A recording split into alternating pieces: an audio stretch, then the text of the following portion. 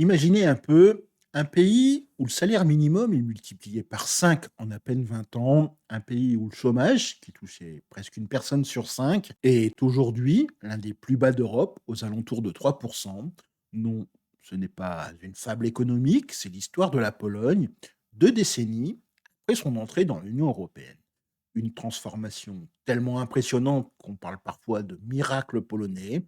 Mais ce miracle a-t-il une face cachée? Quels sont vraiment les coûts et les bénéfices pour les Polonais au quotidien? Et comment le pays a-t-il trouvé sa place en Europe? Vitam, dans le double K, le podcast où l'on raconte la Pologne différemment. Le 1er mai 2004, la Pologne rejoignait l'Union européenne avec 9 autres pays. 20 ans ont passé depuis ce jour historique. 2 décennies qui ont vu la Pologne se métamorphoser à une vitesse et avec une ampleur qui force le respect, mais qui soulève aussi pas mal de questions. D'une nation encore marquée par l'héritage communiste et les défis d'une transition économique compliquée, la Pologne est devenue un poids lourd économique et politique au cœur de l'Europe. Son PIB par habitant, moins de la moitié de la moyenne de l'UE en 2004, en 2022, il grimpait à près de 80%, impressionnant. Mais qu'est-ce qui se cache derrière ces chiffres? Comment cette intégration a-t-elle vraiment changé l'économie, la politique et la société polonaise? Au-delà des grands chiffres, c'est la vie de millions de Polonais qui a été chamboulée. Nouvelles opportunités, frontières ouvertes, mais aussi des défis sociaux et parfois un sentiment d'incompréhension face aux demandes de Bruxelles. Aujourd'hui, la Pologne est la 6e économie de l'Union. Elle est à un carrefour, fière de ses succès, mais face à de nouveaux enjeux majeurs comme la transition écologique ou la sécurité d'un continent sous tension. Alors, dans cette vidéo, on va décortiquer ces 20 années de transformation, on va explorer l'impact économique énorme de l'adhésion, les virages politiques, la nouvelle stature de la Pologne sur la scène internationale et les changements profonds dans la société et la vie de tous les jours. Et puis, on se demandera quels défis attendent la Pologne et quel est son avenir au sein d'une Union européenne elle-même en pleine évolution. Quel vrai bilan tirer de ces 2 décennies? C'est ce qu'on va voir ensemble. Pour bien saisir l'ampleur du changement en Pologne, il faut se rappeler où en était le pays juste avant d'entrer dans l'UE au début des années 2000. Sortie depuis un peu plus de 10 ans du communisme, la Pologne était en pleine transition, un processus souvent complexe et difficile. Le passage d'une économie planifiée à une économie de marché, lancée au début des années 90, avec la fameuse thérapie de choc du plan Balcherovitch, avait posé les bases, mais les défis restaient énormes. Côté économie, même si la croissance était revenue dès le milieu des années 90, elle avait bien ralenti au début du nouveau millénaire. Le PIB par habitant en 1997, c'était seulement 40,1% de la moyenne de l'Union européenne de l'époque, l'UE à 15, sacré écart de développement. En 2004, on était encore autour de 51% de la moyenne de l'UE élargie. Le chômage était un vrai fléau, frôlant les 20% au moment de l'adhésion. Imaginez les conséquences sociales, surtout pour les jeunes et dans certaines régions frappées par les restructurations industrielles, l'inflation, même si elle n'avait plus rien à voir avec les sommets du début des années 90, restait une source d'inquiétude. L'agriculture, un secteur clé, était morcelée et avait un besoin urgent de modernisation. Les infrastructures, routes, chemins de fer, réseaux d'énergie, nécessitaient des investissements colossaux pour se mettre au niveau de l'Europe de l'Ouest. Et les finances publiques, plutôt préoccupantes, avec des déficits et une dette qui commençaient à faire tiquer. Sur le plan politique, la Pologne avait bien installé ses institutions démocratiques, mais la scène politique pouvait être instable, avec des changements de gouvernement fréquents et pas mal de fragmentation. L'objectif numéro un était clair, l'intégration euro-atlantique, l'adhésion à l'OTAN, c'était fait en 1999, Et rejoindre l'UE était la prochaine grande étape. Ce rêve d'Europe était largement partagé par la population et la plupart des partis politiques. On y voyait une promesse de sécurité, de prospérité et un retour symbolique dans la famille européenne après des décennies derrière le rideau de fer. Bien sûr, il y avait déjà des eurosceptiques qui s'inquiétaient de la perte de souveraineté ou des effets de l'ouverture des marchés. Socialement, la société polonaise était en pleine ébullition. L'ouverture à l'Ouest avait amené de nouvelles influences, de nouvelles envies, mais les bénéfices de la transition n'étaient pas pour tout le monde. Les inégalités se creusaient. Au début des années 2000, 10% de la population consommait 55% de la richesse nationale. Beaucoup de Polonais avaient un niveau de vie encore bas et les écarts entre régions étaient importants. L'émigration, surtout des jeunes et des travailleurs qualifiés, était déjà une réalité. Ils partaient chercher de meilleures opportunités ailleurs. C'est donc une Pologne pleine d'espoir, mais aussi avec de sacrés défis structurels, qui a frappé à la porte de l'UE. L'adhésion n'était pas vue comme une fin en soi, mais plutôt comme un coup de pouce géant pour moderniser et développer le pays. La question, c'était de savoir si cette promesse allait se réaliser et à quel prix. L'arrivée de la Pologne dans l'UE en 2004 a été un véritable électrochoc pour son économie. Le pays s'est retrouvé propulsé sur une trajectoire de croissance impressionnante, devenant l'une des économies les plus dynamiques du continent. 20 ans après, les chiffres parlent d'eux-mêmes et racontent une sacrée transformation. Le principal moteur, c'est une croissance solide, souvent plus forte que la moyenne européenne. Entre 2004 et 2023, le PIB polonais a plus que doublé. Certaines estimations disent même qu'il aurait grimpé de 170% en termes réels depuis l'adhésion. Le PIB par habitant, si on le calcule en parité de pouvoir d'achat, est passé de 51% de la moyenne de l'UE en 2004 à environ 79% en 2022, dépassant même des pays comme la Grèce et le Portugal. Ce rattrapage économique rapide, c'est sans doute le succès le plus visible de l'aventure européenne de la Pologne. Le pays est ainsi passé de la neuvième à la sixième place des économies de l'UE, sans compter le Royaume-Uni, doublant la Suède et la Belgique. Et ce n'est pas tout, la Pologne a été la seule économie de l'UE à ne pas tomber en récession pendant la crise financière de 2008-2009. Elle a aussi bien résisté à la crise du Covid-19 avec une récession limitée en 2020. Mais comment expliquer une telle performance? Il y a plusieurs facteurs liés à l'adhésion ont joué ensemble. L'accès au marché unique européen a été un formidable coup d'accélérateur pour les entreprises polonaises. Contrairement à ce que certains craignaient au début, les exportations polonaises ont explosé. Leur valeur a été multipliée par 6 depuis 2004. Dès 2005, elles avaient déjà été multipliées par 5 par rapport à 1994. Aujourd'hui, la Pologne vend plus à l'UE qu'elle ne lui achète, preuve de la compétitivité de ses produits et services. L'intégration européenne a aussi rassuré les investisseurs étrangers.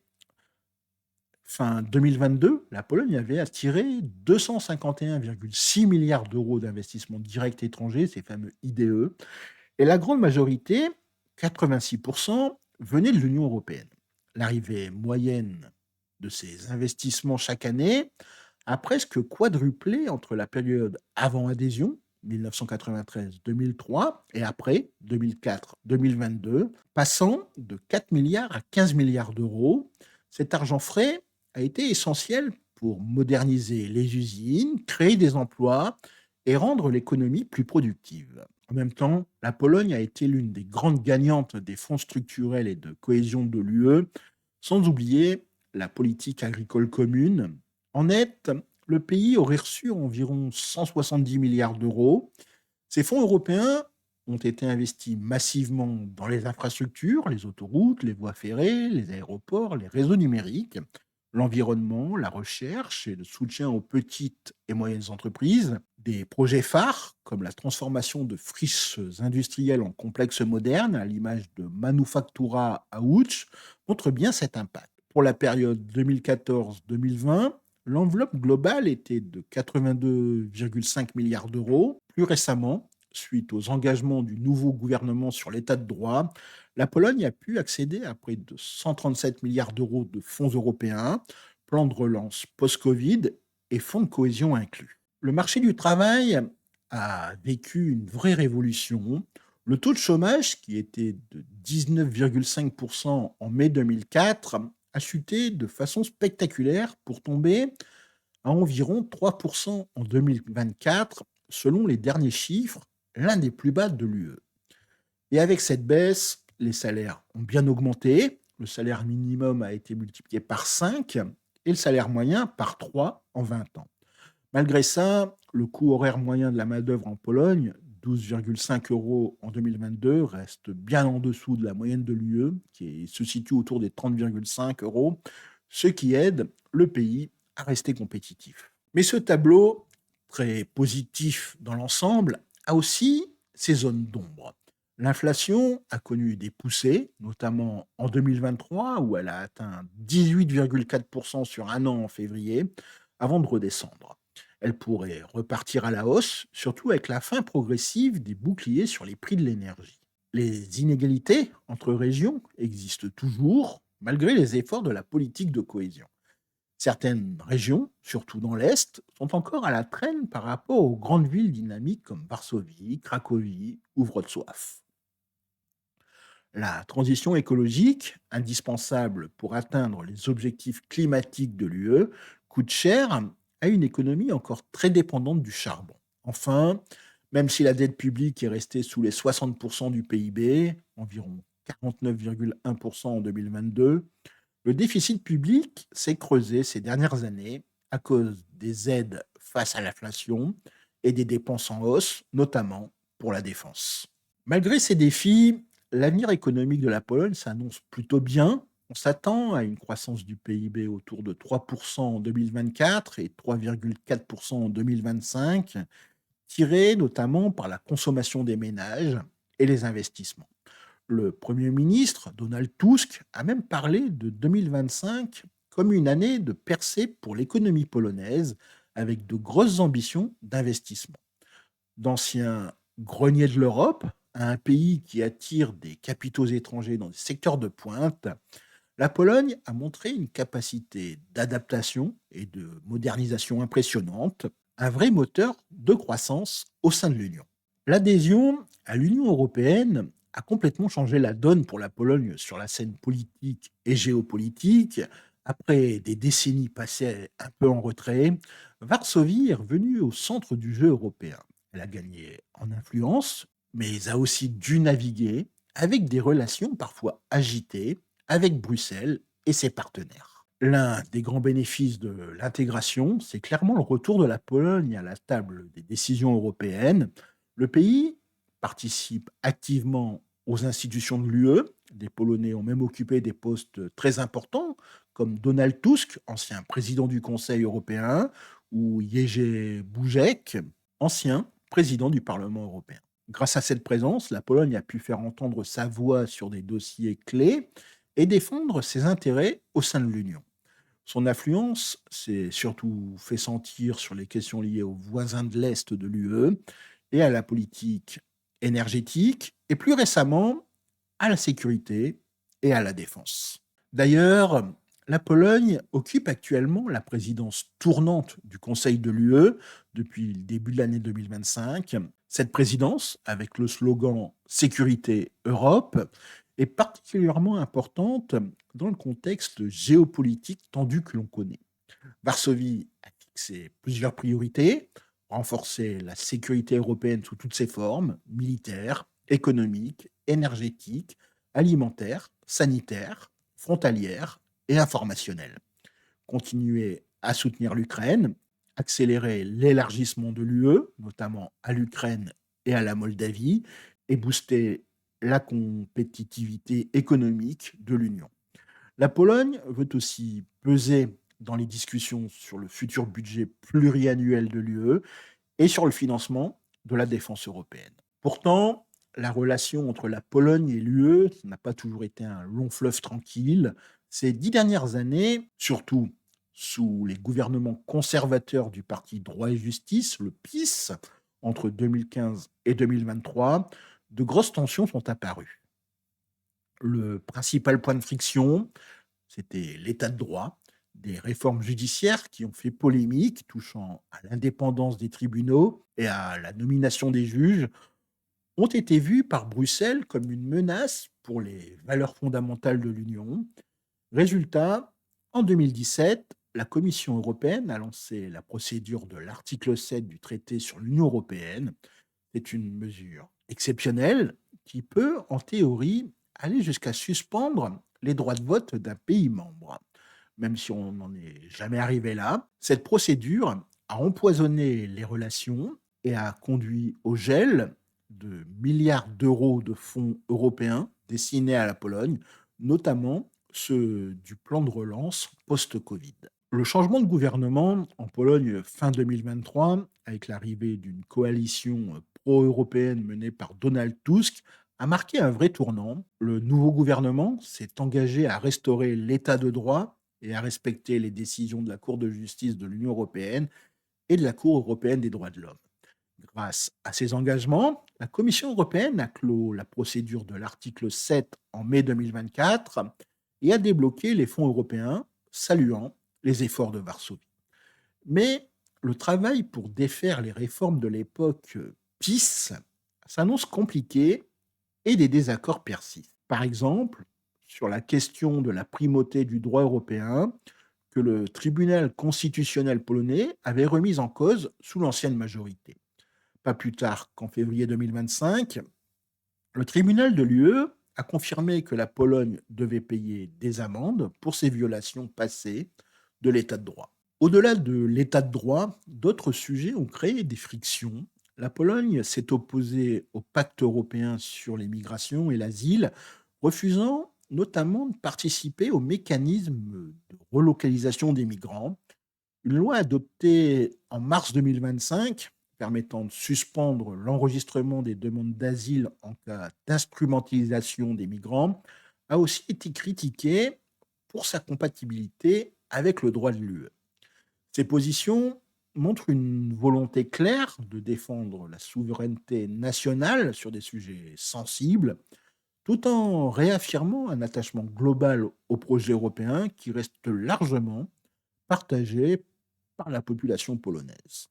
Sur le plan géopolitique, être dans l'UE, en plus d'être membre de l'OTAN, a considérablement renforcé la sécurité et la position stratégique de la Pologne, surtout face à une Russie de plus en plus menaçante.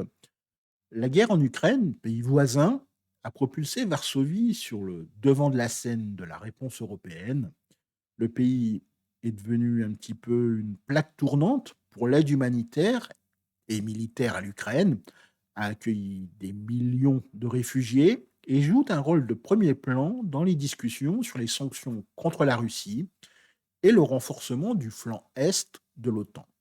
La Pologne milite activement pour une politique de défense européenne plus forte et une plus grande autonomie stratégique du continent, tout en gardant un lien solide avec les États-Unis. D'ailleurs, le pays a énormément augmenté ses propres dépenses de défense, visant 4,7% de son PIB en 2025, l'un des taux les plus élevés de l'OTAN. Cette posture, son dynamisme économique et le retour d'un gouvernement pro-européen donnent à la Pologne un rôle de plus en plus central, voire un leadership émergent en Europe centrale et orientale.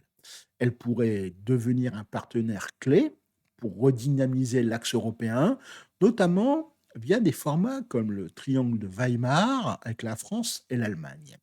La doctrine Tusk semble vouloir une refondation géopolitique, positionnant la Pologne comme un acteur incontournable face aux défis de sécurité du continent. L'intégration européenne a touché en profondeur la société polonaise et la vie de tous les jours, bien au-delà des chiffres économiques et des débats politiques. Ces 20 ans ont apporté de réelles améliorations du niveau de vie, une ouverture sur le monde comme jamais auparavant, mais aussi de nouveaux défis sociaux et des questions sur l'identité. L'un des changements les plus frappants, c'est évidemment l'amélioration nette du niveau de vie pour beaucoup de Polonais. La croissance économique continue, la chute du chômage et la hausse des salaires ont permis à de nombreuses familles de mieux vivre. L'accès à plus de biens et de services, l'amélioration des infrastructures publiques financées en partie par l'UE, les routes, les transports, les hôpitaux, les écoles, ont concrètement changé la donne. La Pologne, même si son PIB par habitant reste en dessous de la moyenne de l'UE, l'a vu plus que doubler en volume en 20 ans, un sacré rattrapage. La pauvreté a aussi bien reculé. Elle est passée de 37% en 2005 à 17% en 2020 dans les 10 pays qui ont adhéré en 2004 et cette tendance s'est poursuivie. L'ouverture des frontières, grâce à l'espace Schengen, qui a été rejoint simplement en 2007, et la liberté de circuler, ça a été une vraie révolution. Des millions de Polonais ont pu voyager, étudier ou travailler dans d'autres pays de l'Union. Le programme Erasmus a permis à plus de 2,7 millions de jeunes des 10 pays adhérents en 2004 de partir à l'étranger, favorisant les échanges culturels et l'apprentissage. Si au début, beaucoup de Polonais sont partis, notamment vers le Royaume-Uni, l'Irlande et la Suède pour de meilleurs salaires, les choses ont évolué. Ces dernières années, on voit même des Polonais rentrer au pays plus qu'ils n'en partent, signe que le pays est redevenu attractif. En parallèle, la Pologne est elle-même devenue un pays d'immigration, accueillant beaucoup de travailleurs ukrainiens bien avant la guerre de 2022, puis des centaines de milliers de réfugiés. L'UE a aussi aidé à moderniser le système éducatif et à développer la recherche. Les fonds européens ont soutenu la création et la modernisation d'universités et de centres de recherche et ont encouragé la participation à des programmes scientifiques européens. Mais cette transformation sociale n'est pas toute rose. Il y a des nuances et des défis. Malgré les progrès, des inégalités demeurent. Les écarts entre les grandes villes dynamiques et les zones rurales ou les petites villes de l'Est sont toujours là. Le vieillissement de la population, un problème commun à beaucoup de pays européens, est un défi sur le long terme pour le système social et le marché du travail polonais, même si le chômage est bas actuellement. Le départ des jeunes diplômés, même s'il tend à s'inverser, a pu parfois créer des manques de main-d'œuvre qualifiée dans certains secteurs. Ce que pensent les Polonais de l'Union européenne, c'est aussi assez complexe. L'attachement à l'Europe, il reste majoritaire et les bénéfices de l'adhésion sont largement reconnus. 80% des Polonais soutenaient l'appartenance à l'UE en 2022 selon une source et 70% étaient contre un Polexit dans un sondage de 2016. Mais les courants eurosceptiques ont gagné en visibilité, surtout pendant les années du gouvernement PiS. Les critiques visent souvent ce qui est perçu comme une ingérence excessive de Bruxelles dans les affaires intérieures, une menace pour les valeurs traditionnelles ou une bureaucratie trop lourde. Fait intéressant, certains sondages ont montré que l'idée d'une sortie de l'Union européenne pouvait séduire davantage les jeunes générations, celles qui n'ont connu la Pologne que membre de l'UE. Peut-être une réaction différente face aux enjeux ou une forme de lassitude. Les tensions politiques avec Bruxelles sur l'état de droit ont pu nourrir ce scepticisme chez une partie de la population, même si la majorité reste convaincue des avantages de l'adhésion. Des changements culturels se font aussi sentir, l'ouverture plus grande à l'Europe et au monde a diversifié les modes de vie, les influences et les débats de société. Des questions comme les droits des minorités, l'égalité homme-femme ou la place de la religion dans la société sont débattues plus vivement, parfois en lien avec les normes et les valeurs européennes. La présidence polonaise de l'UE en 2025 prévoit d'ailleurs de mettre l'accent sur des thèmes sociaux comme la lutte contre la pauvreté, l'égalité des genres et la dignité des personnes âgées. En bref, l'impact social de l'adhésion, c'est une histoire de formidables opportunités saisies, d'une modernisation accélérée et d'une ouverture bénéfique, mais c'est aussi l'histoire d'ajustements parfois compliqués et de débats animés sur l'identité et la place de la Pologne dans une Europe qui change tout le temps. Cette plongée dans la transformation de la Pologne au sein de l'UE vous a-t-elle plu? Vous voulez creuser d'autres sujets géopolitiques ou économiques importants? Alors, pensez à vous abonner à la chaîne et activer la cloche pour ne rien rater de nos prochaines vidéos. Et surtout, dites-nous ce que vous en pensez en commentaire. Quel aspect de l'évolution de la Pologne vous marque le plus? Le bilan est-il globalement positif selon vous?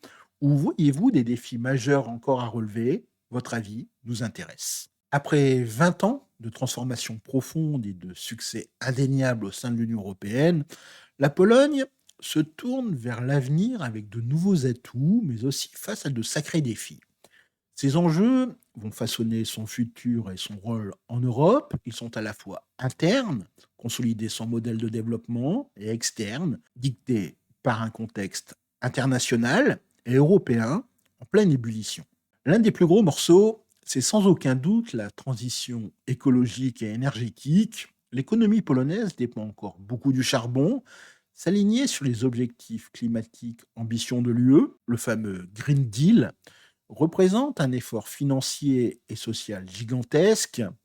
Rendre son industrie moins polluante, rénover les bâtiments pour qu'ils consomment moins d'énergie, développer les énergies renouvelables, tout ça va demander des investissements massifs et une gestion politique fine pour accompagner les changements et éviter de créer des tensions sociales, surtout dans les régions minières. D'ailleurs, la présidence polonaise de l'UE en 2025 a mis la transformation énergétique pour la sécurité européenne parmi ses priorités. Le défi démographique est une autre grosse préoccupation. Comme beaucoup de pays européens, la Pologne, elle voit sa population vieillir et son taux de natalité est assez bas. À long terme, ça pourrait mettre la pression sur le système des retraites, les services de santé et causer des manques de main-d'œuvre, même si le chômage est très bas pour l'instant. Attirer et intégrer des immigrés qualifiés tout en encourageant les naissances et en adaptant le marché du travail aux seniors, voilà des enjeux clés. Côté économie, même si la Pologne est devenue compétitive, elle doit continuer à monter en gamme pour ne pas rester coincée dans le piège du revenu intermédiaire. Ça veut dire quoi? Stimuler encore plus l'innovation, la recherche et le développement, et investir dans les secteurs qui rapportent le plus. Dépendre des investissements étrangers, c'est bien, mais il faut aussi renforcer les entreprises polonaises. Réduire les écarts entre régions reste aussi un objectif important pour que la croissance profite à tout le monde. La sécurité, sous toutes ses formes, est devenue la priorité numéro un, comme le montre bien le slogan de la présidence polonaise de l'UE. La guerre en Ukraine a rappelé de manière brutale que le flanc est de l'Europe est vulnérable. La Pologne, elle va continuer à investir massivement dans sa défense et à plaider pour une défense européenne plus forte et une meilleure coopération au sein de l'OTAN. Ça comprend la sécurité militaire, mais aussi la sécurité énergétique, moins dépendre du gaz et du pétrole russe, la sécurité alimentaire, la cybersécurité et la lutte contre la désinformation et les ingérences étrangères. La gestion des frontières extérieures de l'UE et des questions migratoires, surtout face à leur possible instrumentalisation, resteront des sujets chauds et prioritaires. Consolider l'état de droit et la qualité de la démocratie reste un enjeu majeur, malgré les progrès récents. Après des années de tensions avec Bruxelles, rétablir complètement l'indépendance de la justice et renforcer les contrôles démocratiques sera certainement essentiel pour garantir la stabilité politique du pays et sa crédibilité en Europe. Ça passe aussi par la lutte continue contre la corruption et la protection de la liberté des médias.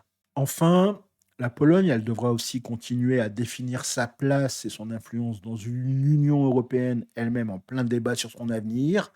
Faut-il approfondir l'Union ou l'élargir? Quelle autonomie stratégique?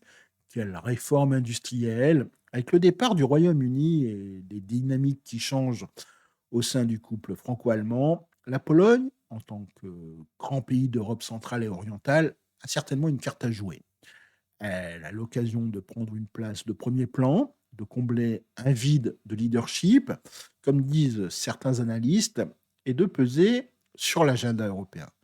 Sa capacité à nouer des alliances, à dépasser les divisions internes et à proposer des idées constructives sera décisive. Les priorités de la présidence de l'UE en 2025, c'est sur la sécurité, l'unité et la préparation du futur budget, montrent bien cette ambition. Le chemin à parcourir est donc semé d'obstacles, mais aussi d'opportunités. La façon dont la Pologne relèvera ces défis déterminera non seulement sa propre prospérité et sa stabilité, mais aussi, en grande partie, l'avenir de la région et de l'Union européenne tout entière. 20 ans après son entrée dans l'Union européenne, quand on regarde la Pologne, on voit une transformation spectaculaire. On parle souvent de miracle économique et politique, et ce n'est pas pour rien. D'un pays en transition, qui cherchait sa place après des décennies d'isolement, la Pologne est devenue une économie dynamique, la sixième de l'UE, un acteur politique qui compte, et un pilier de la sécurité sur le flanc est du continent. Les résultats sont là, bien visibles, une croissance économique qui a permis de bien rattraper le niveau de vie, un chômage qui a chuté de manière spectaculaire, des infrastructures modernisées, notamment grâce aux fonds européens, et une ouverture sur le monde qui a offert des chances incroyables à des millions de Polonais. Le PIB par habitant a fait un bond, les salaires ont augmenté, et le pays a attiré des tonnes d'investissements étrangers, tout en voyant ses propres entreprises partir à la conquête de nouveaux marchés. Sur le plan politique et géopolitique, l'intégration a placé la Pologne au cœur de l'Europe, lui donnant une voix plus forte dans les affaires du continent et du monde. Face aux défis de sécurité actuels, surtout avec la guerre en Ukraine, le rôle de la Pologne est devenu encore plus crucial.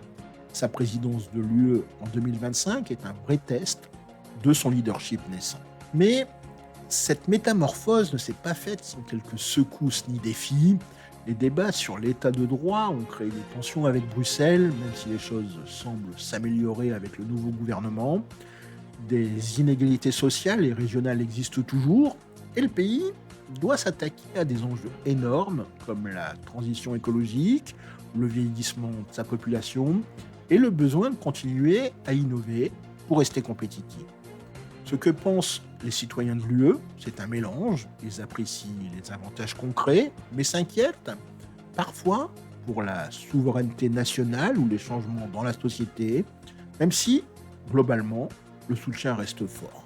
Au final, répondre à la question quels sont les impacts de l'UE sur la Pologne 20 ans après est un peu compliqué. Il y a plein de facettes. L'Union européenne a été un super accélérateur de modernisation et de prospérité pour la Pologne. Elle lui a donné un cadre pour se développer et une scène pour se faire entendre. Mais cette intégration, c'est un processus qui continue, un échange permanent où la Pologne influence l'UE autant que l'UE influence la Pologne. Alors que la Pologne et l'Europe traversent une période pleine d'incertitudes et de grands changements, les 20 prochaines années seront certainement aussi importantes que les 20 dernières. La capacité de la Pologne à s'appuyer sur ses succès, à surmonter ses défis internes et à jouer un rôle constructif au sein de l'Union définira non seulement son propre avenir, mais aidera aussi à façonner celui du projet européen. Pensez-vous que la Pologne est en train de devenir un nouveau centre de gravité en Europe? N'hésitez pas à continuer la discussion dans les commentaires.